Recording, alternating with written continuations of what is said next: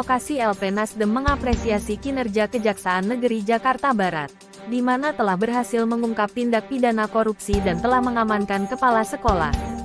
Dalam hal ini, pimpinan advokasi LP Nasdem Sumatera Utara mengharapkan, semoga jajaran APH Kejaksaan di Republik ini juga dapat mengungkap hal yang sama, di mana perbuatan tersebut sangatlah fatal dan dapat mencoreng dunia pendidikan di Republik ini. Aplikasi Siap Bos dan Siap BOP telah diberi kewenangan untuk mengelola atau memegang password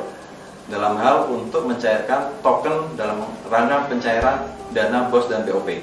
Namun dalam prakteknya, saudara W ini menyerahkan password tersebut kepada saudara MF. Dugaan ini makin kuat ketika tim penyidik bisa mendapatkan bukti-bukti pendukung yang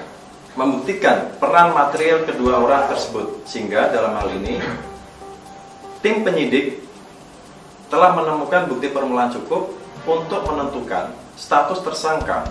atas saudara W selaku mantan kepala sekolah SMK 53 Jakarta Barat dan saudara MF selaku staf studi. Dalam hal ini Lamtar Sastro Sidauruk juga menambahkan, wilayah Kejaksaan Tinggi Sumatera dan Kejaksaan Negeri di beberapa kabupaten yang ada di Provinsi Sumut semoga dapat bergegas dan dapat melakukan hal yang sama, di mana hal ini disampaikan mengingat hasil penelitian secara teratur, terperinci dan tersistematis. Masih banyak yang diduga melakukan kecurangan dalam realisasi penyerapan anggaran negara yaitu bos sekolah di tingkat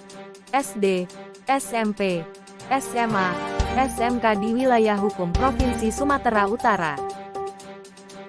Sastro Sidauruk juga menambahkan dalam waktu dekat ini, advokasi LP Nasdem Sumut akan membuat laporan di beberapa daerah yang ada di Sumatera Utara yang berhubungan dengan dana BOS di mana hingga saat ini para ASN oknum kepala sekolah dalam merealisasikan anggaran negara yaitu BOS sekolah diduga tidak transparan, tidak akuntabel, dan menolak surat pengajuan dalam realisasi transparansi pengelolaan anggaran negara yang dikelola di sekolah wilayah hukum Sumatera Utara padahal pengelolaan anggaran negara di sekolah sesuai dengan penekanan Bapak Menteri Pendidikan dan Kebudayaan Ristek seharusnya pengelolaan anggaran dana BOS harus transparan, akuntabel dan dapat diperlihatkan kepada masyarakat juga dapat dipertanggungjawabkan.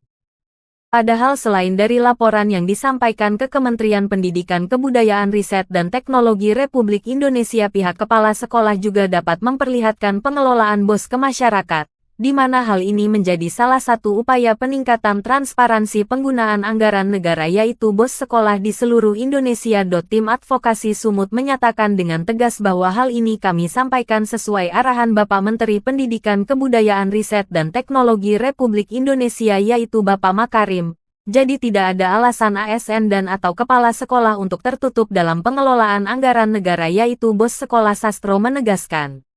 Tim advokasi LP Nasdem Sumatera Utara menambahkan bahwa adapun penelitian yang kami lakukan terhadap kejanggalan pengelolaan anggaran negara yaitu BOS sekolah sesuai dengan Peraturan Pemerintah Nomor 43 Tahun 2018